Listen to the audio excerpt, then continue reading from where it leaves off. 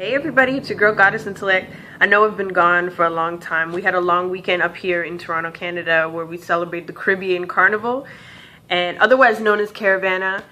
And I've also been in workshops and doing stuff for my new lingerie line. If you read my interview with ravishly.com, you would know that I have been working on a very small and special lingerie line that will be launching next month. So I've been working on that part of my empire, my mini empire, but I'm back and have a lot to say and a lot to share on video.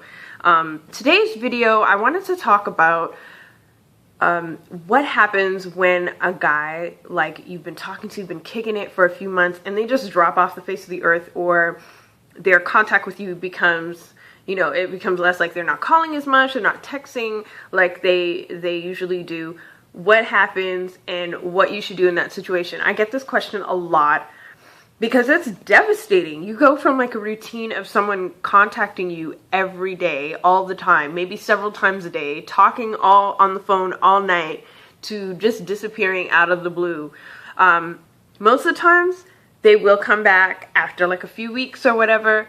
But I feel like if somebody just kind of drops off the face of the earth like that, it means that A, they've lost interest, because B, they've moved on to someone else, or their attention is sorted elsewhere. And it's usually not like a crisis or whatever problem, because usually when guys come back after their hiatus, they'll be like, I was going through some things and I got to post for that one. And I think that's one of the biggest lies, biggest bald-headed lies ever told in dating, that someone's going through things. I mean, it is normal for a guy to retreat into a little deep dark corner because they deal with things internally. So when they are going through something like a death or job loss or something really traumatic, it is normal for them to retreat. But you would know that.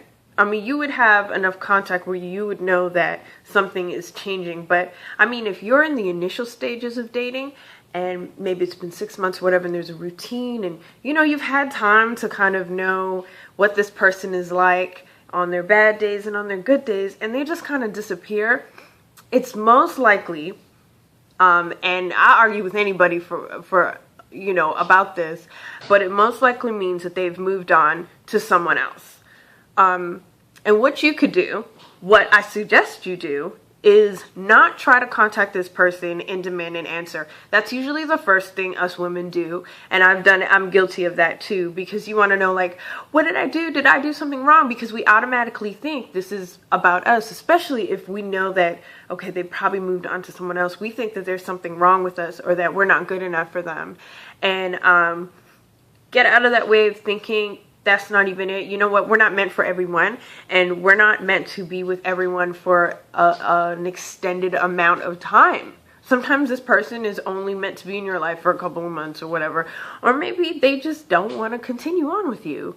It doesn't mean there's something wrong with you, and I want to make that very clear. But there will be something wrong if you constantly demand answers, or if they come back and give you like a lame ass answer, like they were going through some things, and you take them back, and you attempt to tighten the reins or do some kind of mind game or manipulation where you're trying to get them to stay, then there's something wrong. And that's when you will even push them even more away, or you give them the permission to continue to enter in and out of your life. So if someone you've been talking to and kicking it with, and who you really started to grow attached to, just kind of disappears, you need to fall back. That's the best thing you can do.